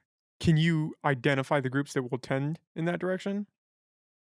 Is there any Like research on that? like before it gets that Yeah, so, way. like, you can look at a group and say, "Oh, 10 years time, this group it's gonna get a little dicey." I Or is that a little hard? That's like your magic 8 ball guess again. I mean, yes, but I also think that all groups, because we're all driven by the same mechanisms, it really, and that's one of the things that's so powerful about social identity theory, is it really doesn't matter what specific group you're talking about. Those mechanisms that we've seen historically and when we experimentally test this stuff all people, all groups are susceptible to those same mechanisms. So those same conditions that we've described in terms of intergroup competition, or those same conditions we've described in terms of a leader who's moving things in the context of that really high threat environment, all of those things can happen To any group. to any group, So it's really. like you have the same foundation across the board and you just have this different facade. Like, Yeah. oh, we're a different group, but really at the base level, It, we're all succumbing to the same the principles. Yeah. processes are the same, but the norms are different within the groups. The things that make us special, unique, different from them uh, they are the things that make us different. And so you have the norms that are different, but the processes driving those things are the same. Can I ask, just because we've talked about it a lot, can you define what social identity theory is for people that don't know? Yeah, it originally started off as a broad theory. I thought you were going to take notes, and then you're No. getting your water bottle. I was like, we're not in class. Um, Yes, there so will be an exam on this, yes, so be prepared. good exam taker Joke's right on there. me. This is like my orals for like preparing for oral exam. Yeah, exactly. So social identity theory was originally started as a broad theory that gets at intergroup relations. So, and in doing so, it was really important to take into account the structural factors and the nature of the relationships between groups to get at intergroup relations. And so that's when we brought up the permeability and the legitimacy of the status relations and things like that. And then not too long after that, you had the social identity theory. I'm doing history right now. You have the social identity theory of the group, which is self categorization. And this is where it brings in the social influence processes and the mechanisms that get people to identify with groups. Um, and then after this, so originally starting off just to say, this is why groups attack each other, right? So starting off with something like that, but then you get, okay, this is what people get out of their groups. This is the and that was present in the original papers as well, but this is what people get out of their groups. This is why people are in these groups. These are the mechanisms that lead them to that identification. And then you then have a point in which, okay, this is what people do with those identities, and this is how people polarize those identities. These are, you get the rise of social identity theorists starting to study leadership and things like that, to take leadership from being, the great man theory of leadership and say, oh no, leadership is truly a group process. You have a reciprocal relationship between, the leader and the group, right? So the leader in the group prototype, but also the leader and the members of that group. So the fact, again, that we have leaders is because we support those leaders. And so taking it away from, again, the individual differences. And then you have social identity theory looking at extremism, for example, and how these same mechanisms that lead to group identification, that lead for people to feel satisfied within their groups, are also things that can lead to extremism. So it's a pretty broad theory, but starts off grounded in the nature of the relationships between groups and societies. And how did you both get started in it? I mean, obviously you have your own stories, but how did you get started in this field? Like, why social psychology? I mean, obviously it's very interesting. At least sitting over here, I'm fascinated. Yeah, So I can see the appeal from an outside perspective. yeah. So I mean, if I go way back, like I looked through my notes from high school in my sociology class, and I'm like, dude, I was a social identity theorist before I knew it, because I like the stuff I pulled out of sociology. But and then when I was in high school, it was like, I want to go be a physics major and study black holes. And then I was told girls aren't so great at math, and I didn't have the language to say that's sexist. So I thought psychology, came to Humboldt, took a few psych classes and did not like them. Like, this is not for me, because I thought, like most students who start off in psychology are like, I'm going to be a therapist. And quickly, I'm not going to be, that's not for me. I am glad that there are people who are so smart and so well trained and can do that, but that's not me. And then I took a stats class in psychology, and I was like, this is really cool. And then started working in a research lab with a social psychologist. Took a research methods class and was like, oh yeah, this is me. Took a social psychology class. This is me. Took a psych of prejudice class, which is tends to be taught from social psychology. Yes, this is all of it. So applied to PhD programs. And um, although I'd heard of the theory of social identity theory before one of my mentors at Humboldt said, "Hey, I think you should apply to Claremont Graduate University. Mike Hogg's going to be there, and he's a social identity theory guy." And I knew of his work and applied to work with him, and so I was indoctrinated into the framework. See, yeah, it works on all levels because social identity It's people almost are. like a pyramid scheme. We're just gonna It's keep bringing it's people in. and Yeah. see, I keep bringing them in, producing them. Yeah, Yeah. so Well, and really that ties nicely to the way in which I started to become interested is because at first I was at community college for years. I was an art major. I was like doing figure sculpting, which is where you go into a room you and were like, really uncertain about your. Just kidding. no, actually, I had it all figured out, thanks. And then I got into Humboldt State, and so I came and I started working in a variety of different research labs. And then I had one of my instructors, Dr. Gold, who was also, I believe, your thesis or your Yeah, he undergraduate. was my advisor when I was an undergrad. Yeah. Yeah. So the same person, I started working with him and, we were walking from Psych of Prejudice one day and he's like, he called me PhD material, which like from somebody who grew up in poverty, who never saw themselves as a student, never saw themselves even going to university, first gen, all of that. It was so huge. I like called my family. I was like, Dr. Gold said I'm PhD material. And then, I got in contact with Amber after I started working in the master's Because program. you have my social psych class. And Yes. remember what I tell students on the first day of my social psych class? I say, most of you don't want to be here because I'm your last resort. You think this is a class on how to make friends. By the end of this class, I'm going to sell 3/4 of you on social psychology at least because I study social So, yeah, I mean, really, that's what it was, is I started taking her class, and then she's like, "Hey, you should really come to lab meetings." And then, of course, I just got wholeheartedly sucked into it. And really, I mean, it's one of those theories that isn't tied to a particular aspect of like human existence to me, because sometimes like some of the interpersonal stuff, it's like, oh, I do relationships, or oh, I do this one piece, but or like a specific type of relationships. Yeah. exactly. So it's real specific, but what's so lovely about this is social identity theory and the framework that it provides gives you a means for understanding the world broadly as things change, because it is context specific, but the mechanisms don't change. And so for me, that's the thing that's really inspiring, is no matter what's happening in the world, we have a framework for understanding it. Hence it reduces our self-uncertainty, because during the pandemic when everybody was panicking, we had the answers, We right? had the, yeah. We had a means for understanding and creating structure when there wasn't any. And so I'm really grateful for that as well, and to Yeah. kind of have those tools. And the research out there is so diverse, like the application of it is so diverse. So you have folks who do research on, the extremist stuff, which I do a lot of that. Some of my colleagues do a lot of that. You have leadership, but you have people who look at social identity in therapeutic groups, right? And how you can use this basic model of social identity theory for depression reduction and things like that. You have there's a new line of research, relatively new, that looks at social identity and people and people with disabilities. So in those communities, just all across the board, there's a whole bunch of social identity and health stuff coming out, and just all over the place. And I think sports would be a great place for it too. And there are some folks who do leadership work from a social identity perspective in athletics, which I think is pretty neat. So it's just really, really applicable. And like Stephanie said, if you join, sometimes I think most people feel a little bit uncomfortable when they're in a new situation and they don't know anybody. And then that's when people start taking out their phones and pretending like they're talking to their friends and stuff. I know. I'm actually looking at the news when I do that because I want to look cool.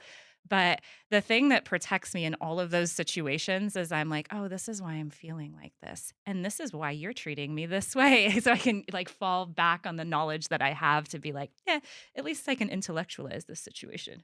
And I think that's also how a lot of researchers who do this kind of work cope with it, right? So, like, a lot of the stuff that we look at is ugly, really, really ugly, horrible things that have drastic impacts on people's lives. And I think, yeah, that ability to kind of separate yourself from the work and intellectualize it a little bit and like think about it in the context of mechanisms and prototypes makes it a little bit more digestible, and you are doing something to learn more about why this stuff happens in the hopes that we can, make some positive impacts on the world, which is huge. And there is the positive stuff. I always am like, just remember to talk about the positive stuff, Amber. Like the recovery group stuff, I think is super interesting. And yeah, and really in using leadership for positive, because I when I was an athlete, like the I was doing a team sport, and it was really easy for me to see when we started to get bad, it was because of the breakdown of leadership within the group. And so I had a talk with our team director, and I was like, "Hey, this is what's going on." And she said, can you talk to the team?" Absolutely. I was in grad school at the time. So I was like, yes, I can absolutely do this. And you see that application of it in ways that can be very positive as well. So like, who are you going to appoint to a leadership position if you're doing appointed leadership? Who's that person can be? Is it the person with the strongest personality? Is that always the best thing to do? Right? Wasn't on our team. Yes. Well, it's interesting because you have an almost very realistic set of tools that you can use because you understand the underlying principles. I Mhm. mean, how we're all part of so many different groups. You get to Yeah. look at it and say, oh, I'm doing this because of this, or I'm succumbing to these influences. Like you get a very actionable set of things that you can do when you understand what's really going on. Yeah, and it's so fun.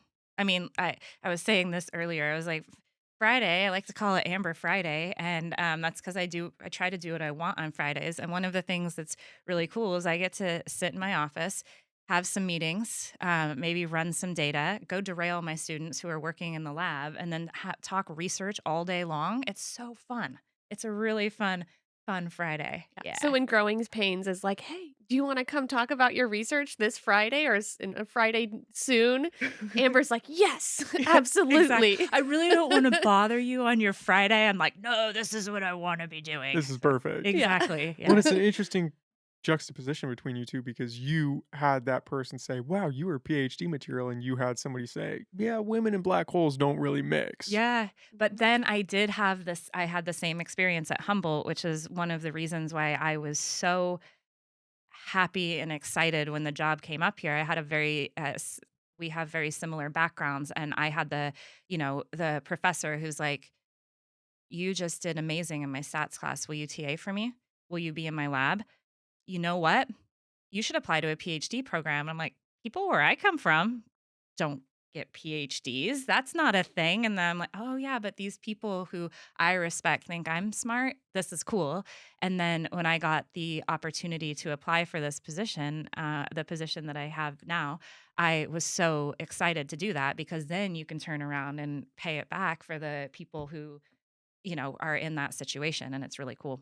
Well, and there's something, I'm sure you can attest to this. Mhm. There's something really powerful about a professor that actually enjoys and is passionate about what they're doing. I mean, Yeah. even if you're going into a subject that you might not initially care about, if the professor is enthusiastic, it rubs off on you and you're more engaged and you pay attention more and you like the material more. And one of the things that I think Amber taught me when I started teaching courses is that the vast majority of what you do is yes, it's being organized. Yes, it's knowing what you're talking about. Yes, it's being prepared. In fact, over preparation can sometimes be like the best antidote to nervousness or whatever it is that you're teaching.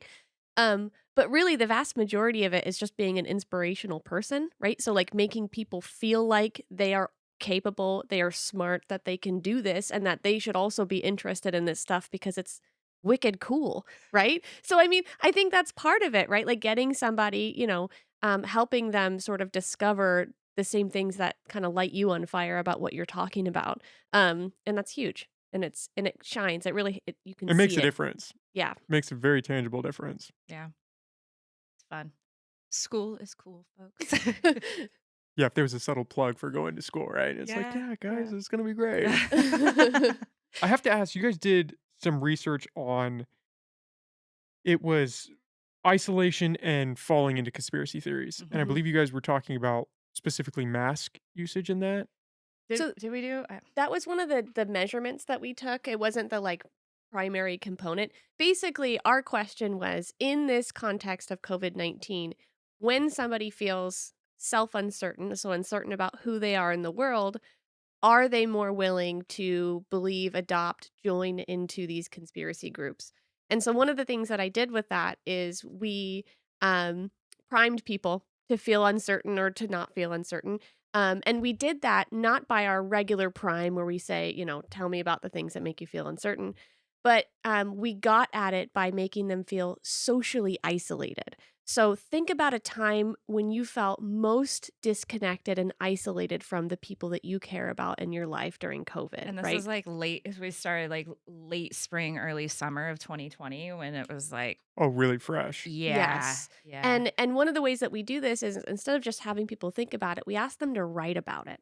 And one of the things that's so powerful about that is as, you get this data in, you start to see the stuff that people are writing in these write-in boxes about what's making them feel isolated from their family. You had people saying, my wife and kids are in the other room, but since I have COVID, I can't see them or touch them or talk to them. And it was just like So, really so sad. intense stuff. But Yeah. anyway, for science, right? So we made people feel horrible, either really isolated and uncertain or not. And then I presented them with fictitious Facebook pages. One of them was just like a regular support group saying, hey, during COVID, we all have to, stick together. Here's some information from the CDC. And then we created a fictitious Facebook page that had COVID-19 conspiracy information. So it was basically an identical page, except for one of them was talking about, the real origin of COVID was made in a lab. And here's some links to some less reputable sources that were clearly conspiracy based. And we also measured some stuff afterwards. So, how likely were they to identify with the people in the Facebook pages? How likely were they to engage in masking behavior? And how anxious did they feel about the future financially, socially, or in terms of their health? And what we found was that overall, people were far more willing to identify with the non conspiracy group, which was a great thing to find. But what we did find was that the folks who identified with that conspiracy group, by and large, it was the folks who felt most uncertain and as a function of how much they supported Donald Trump in that context. So we found this really intense effect where they're far more likely to believe and support in the conspiracy group, but in that context, it was only a function of whether or not they had support for Donald Trump and his leadership, which goes back to some of the conversations we had about the importance of leadership and how, although we know uncertainty makes people more open to this stuff, they're more open to their group and to their leaders, and what their leaders are saying are the things that you should be adopting and believing in. And so that's kind of what we found there. What was funny about that is the university picked up on that and put out a press release. And so that was picked up by Lost Coast Outpost and the local news organization that is slipping my mind. Oh, that was the one in Reading, the KRCR one. Yeah. KRCR picked it up. And so we did an interview for that, and they had this story on Facebook that just had the title, and we got within 10 minutes just hundreds and hundreds of comments on the Facebook post. And so naturally, as researchers, we said, well, we should collect all of this data. It's public. So we scraped all of the Facebook data and we did some qualitative analyses to see like what was happening in those comments. And it was pretty clear that most people didn't actually read the study and like really, look at, they probably didn't even open it. But what we saw was a lot of those same themes of like polarization, feeling threat, a lot of people arguing across A partisan lot of lines. people thinking that I have a large research budget. Yeah. I Yeah, there mean, was someone like, these people in their big research budget. And she's like, what do you mean? Like the what? $250 I paid out of my pocket Yeah, for my right. data. Yeah, So exactly. huge. This is purely passion, folks. Yeah. Like, But yeah, so that's some of the work that we did. What came out of that study also, aside from the really cool qualitative analysis, was identifying that folks who were made to feel more isolated also had more anxiety about their health. They also had more anxiety about their economic futures. And so you can think too about how feeling isolated can induce other types of uncertainty, not just the type of uncertainty that comes from yourself, but also about the future and your health yeah. and those things. And it's really important because that study, some of it seems negative, but there's here I go being positive. The positive twist to it was that the other half of the prime was making people feel connected, and it worked. And we were able to do this thing like think about some of your friends or family or people who are important to you, what you're getting out of that.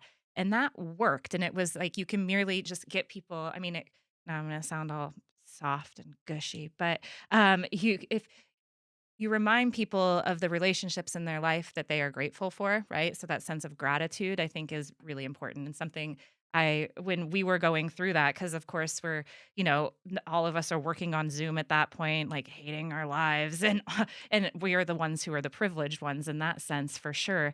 But then seeing those things and being like, oh yeah, I am really grateful for my friend who can come sit on my deck with me, like and like it's not the ideal situation, but this is what's working in this moment, and using those things to reduce the uncertainties is kind of cool. Yeah, and demonstrating that experimentally it does reduce self-uncertainty. So we talk about all the bad things that can happen for folks who are uncertain, but also knowing what helps us to feel more secure in who we are and how we're moving forward and how that has implications for avoiding some of the negative stuff that we study. Well, and the anxiety, especially, right? How many people got super anxious being locked down, and that Yes. just became their natural state of being? Is now I'm just Yeah. like hyper all the time. And it's still out there for folks too. So yeah.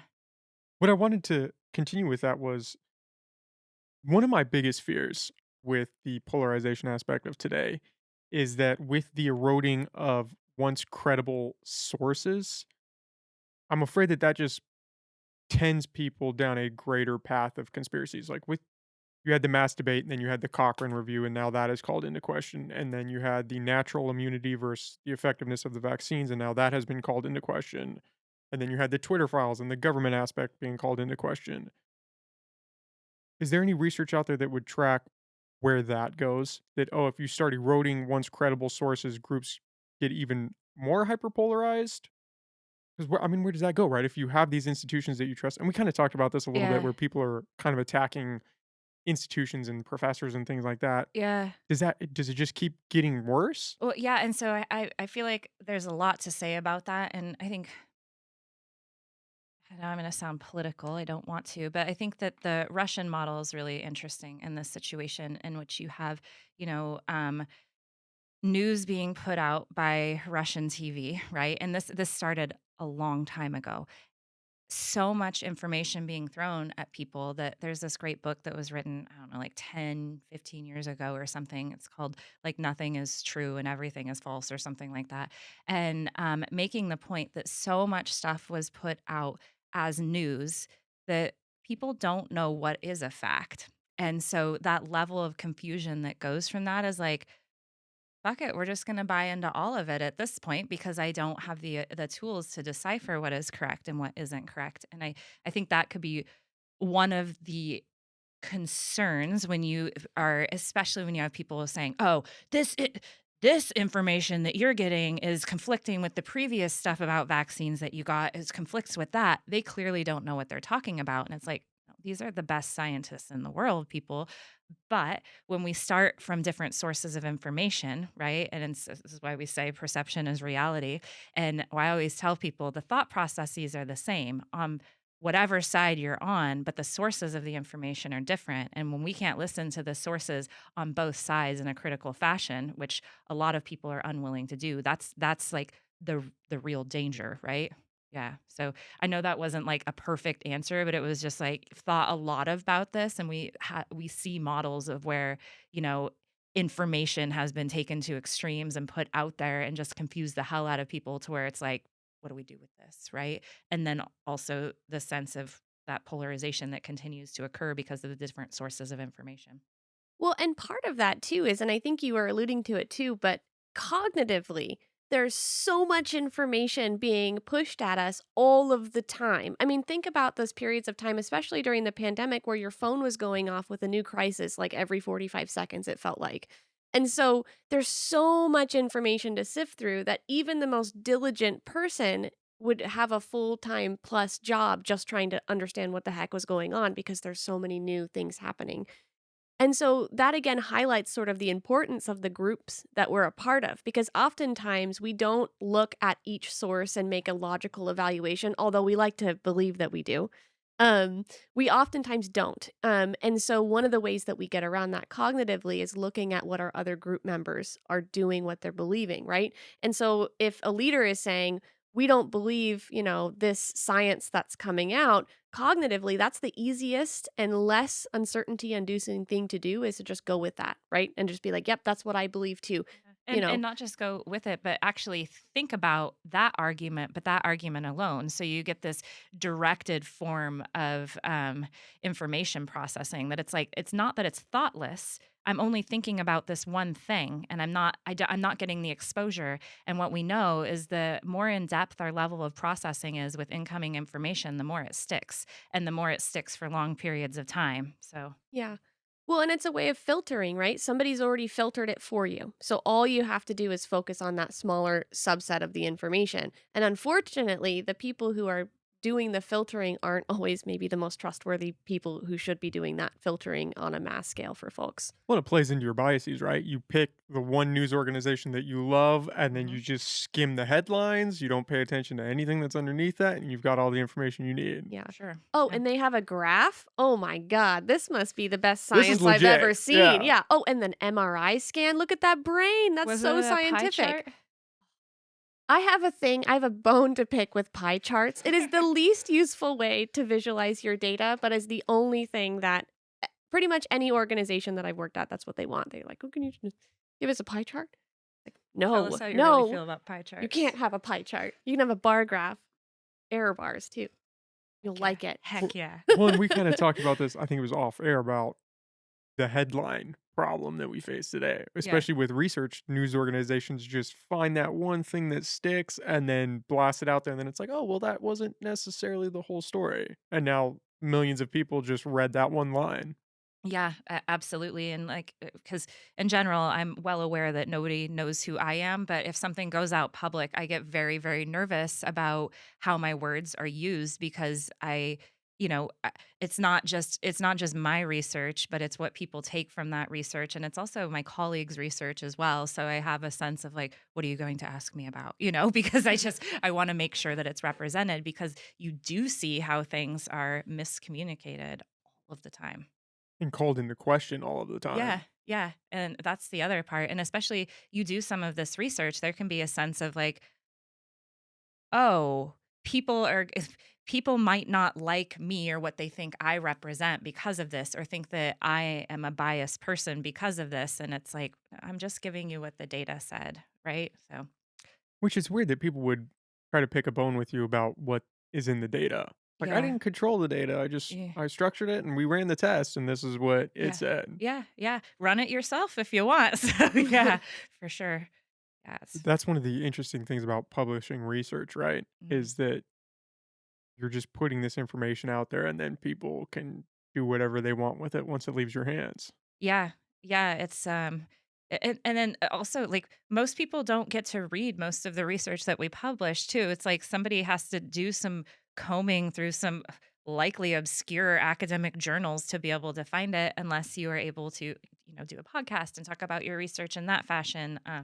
Which by the way, when we made KRCR, the folks who know me in Trinity County were like, "We saw you on the news." So I'm from Trinity County, so they were very excited.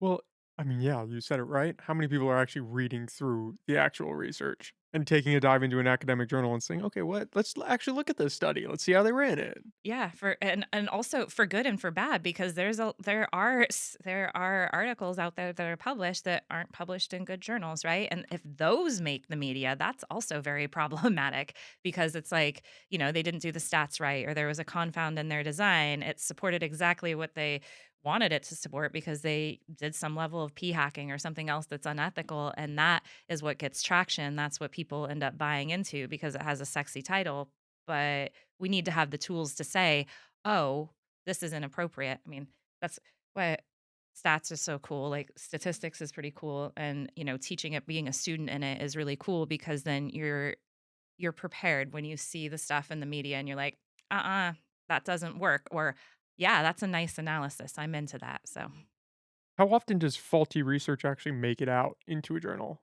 Is that pretty common, fairly common, common uh, enough that it is a problem? um, I don't think it's that big of a problem. And so there's definitely heated debates in social psychology. We come down really hard on ourselves, and we're a bunch of norm enforcers. And so, there's been debates over the years about what are the problematic areas in the science. Is And that like a hard science versus soft science kind of debate? so you'd think, but actually, the same flaws that we see with, for a bit, people were on and on and on about the replication crisis. And it's like, well, some studies, classic studies in social psychology aren't replicating. And, well, there are studies in all fields, regardless of its hard science, soft science, somewhere in the middle that don't replicate. And usually there's another variable involved. I think one of the things that I'm really appreciative of in social psychology is having the opportunity to contribute to the peer review process. So, getting to be an associate editor at a journal and seeing, oh, it's people like me who are. I'm not going to say gatekeeping because it's oftentimes not gatekeeping, but this is how the decisions are made at the peer review level. And then from what I've seen, I'm very confident in the stuff that we put out there, but also confident in the people, some of the people reading it who can come back and be like, did you not see that? Right. And then having a journal that is really open to saying, oh yeah, that was a misprint, and then changing stuff like that. And so I've seen a lot of cool stuff like that. I didn't give a great answer, but I mean, I think more on like a philosophical level, it, this type of knowledge, in my opinion, is the best way we have of knowing. And so I think oftentimes if you're thinking about like, well, can I even trust science, right? Can I trust articles that come out in the news? Well, I think that the work itself is incredibly trustworthy. By and large. I mean, obviously there are like bad instances, bad actors, things, p hacking, things like that, motivations for people to do bad things. But for the most part, in terms of like our ability to know things about the world and know things about how people typically behave based off of the previous research we're doing and the current data we have, really this is what we have as our tool for knowing. And I think people oftentimes like to kind of lean on their me search is what we call it, like, oh well, my uncle said blah blah blah, or oh well, this science is wrong because I know someone that had this thing happen, right? We call it me search for a reason, right?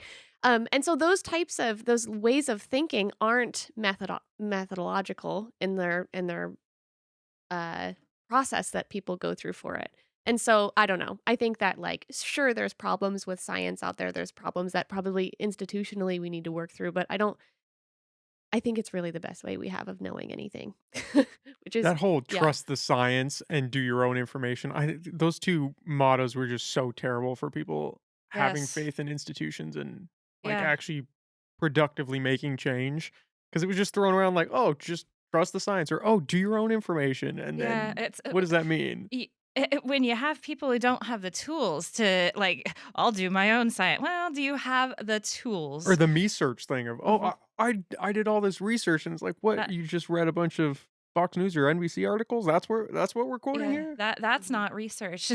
Where's the empiricism here, people? Yeah, yeah, absolutely. But I think that it's also an interesting position because when people do the work, the lifting to do that research, and I'm using quotes here, right? Whether it is I'm fact gathering from my uncle, or I'm getting I read all of these articles at Fox News or NBC News or whatever the case. If they did the heavy lifting to do that, they're gonna buy into it real hard, right? And so then and you come in and be like, "Are you sure? Did you consider other sources?" Of course. I am an unbiased researcher here. I know what I'm doing. Yeah, Mhm. exactly. And especially with me search, that is a rough thing to combat with some people when you start pressing and it falls apart and it's like, "Oh, you just talked to your cousin and Yeah, that's your source of yeah, information on this? We're just going to stick with that." yeah. Well, and people are really good at picking up sort of subtle cues that you are not a part of their same group. So even little things like, I think one of our students was talking about going into an emergency room recently and they were wearing masks and they're like, they said something like, "Oh, it's been a while since I've worn a mask." And the nurse standing there picked up on that comment and started talking about all of these other like political attitudes that were, right wing a little bit here and there and being like, "Oh yeah, And then they brought football into it. football." It was like just the tiniest thing that people do, say, their behavior can be signals to others of like where you fall, right? Who are you with and who are you against? And so the second you start to kind of make somebody feel threatened with what you're saying, they're going to put you in a group, and if they categorize you as somebody that's not with them, you're going to have a really hard time making any sort of meaningful influence or change on that person. I've had conversations on the podcast where it's gotten a little dicey because that merely because I've prodded or asked a question, and then you can instantly see it on the person. They're making this connection of, oh, this person is not lining up.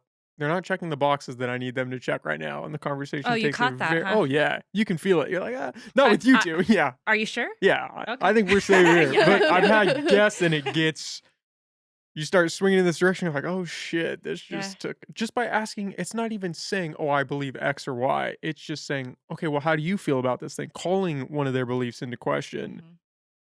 you feel the shift. You're like, Oh, yeah. oh, this just got really uncomfortable. Well, now you've just threatened their sense of identity, their sense of self, and it It's goes back to existential it's now. it's Yeah. you're shaking their foundation. It's not just a question. You're shaking what it means to be them, and that's huge. Even if it doesn't feel that way when you're asking the question, that's really what you're poking at. Well, yeah, especially if it appears to be in a public domain, right? Because then it's not just about the conversation that you're having with that person in this situation. It's also like, oh, I'm going to be represented this way to is it all of Humboldt County, whatever the case is, right? And that very threatening for I sure. mean, that goes back to the definition of social psychology, right? It's the way in which people behave in the real or implied presence of others. Right now, there are three of us in this garage, but there are many people that are, psychologically in our minds as we're communicating, and that's how you get kind of influence even when folks aren't even there.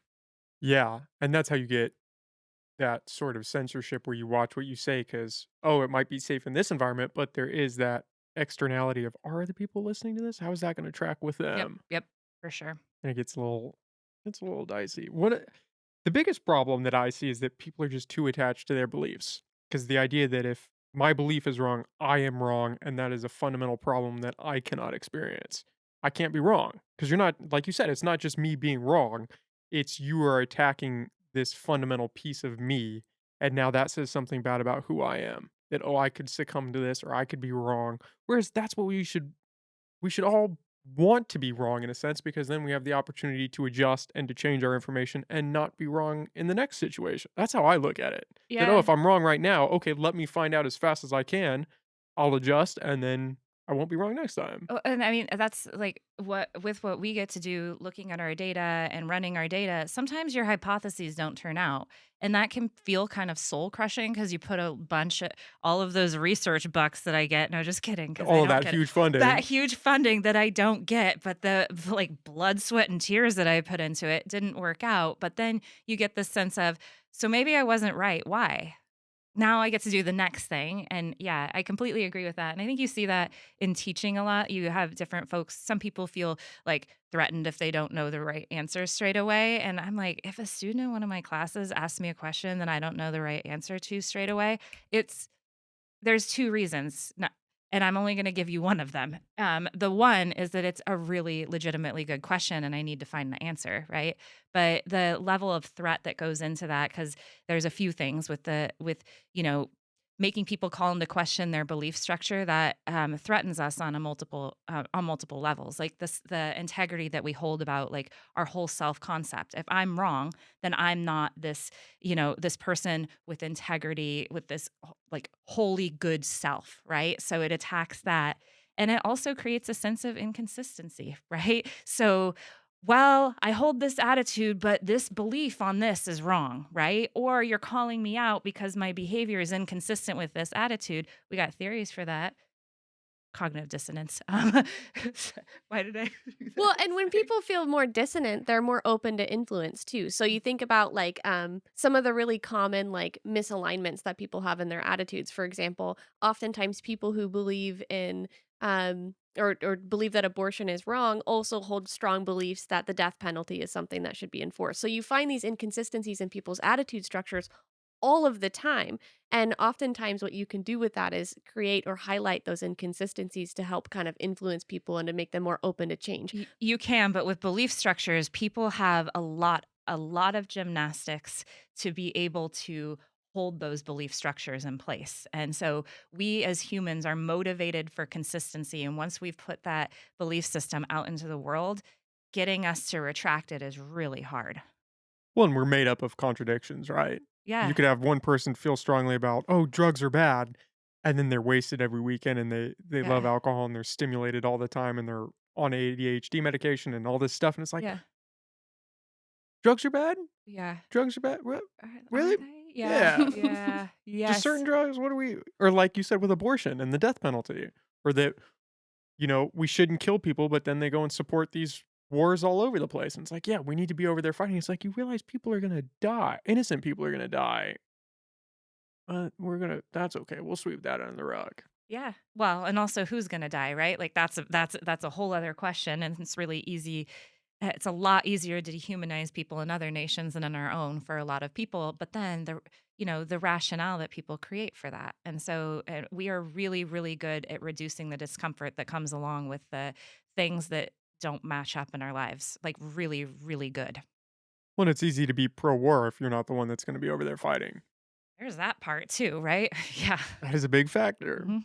All right. Well, Stephanie, Amber, I really appreciate you guys. This was a lot of fun. We will Yeah. have to do this again. I really appreciate you coming on. Yeah. Thanks. We Yeah. like talking social psych. Yeah, Okay. thanks for having us. Do you guys want to plug where people can find you, where they can find the Social Identity Lab, all that stuff? What's our website? silab.humblesilab.org. Is that right? I think so. Yeah, I think that's right. We Yeah. just got a new website. That's why there's a little confusion, is we just I think rebuilt it's it. HumboldtSILab.org, and it looks lovely. You can see a lot of the research that our students are doing, that we're doing, and that we connect some of our work with our colleagues' work as well. And you get some nice pictures of Trinity County on there too, because it's home. And dogs. There's a dog section. So if anything else, if you found nothing else intriguing, there's dogs on the website. That's So a strong selling yeah. point. Yeah, we That's- also get dogs at the lab meetings, so Yeah. it's very I important. can see why you guys like the lab meetings. Okay, it's Yeah. starting to click now. I get it. Yes. Okay, well, really, thank you guys. This was Thank a lot you. of fun. Yeah.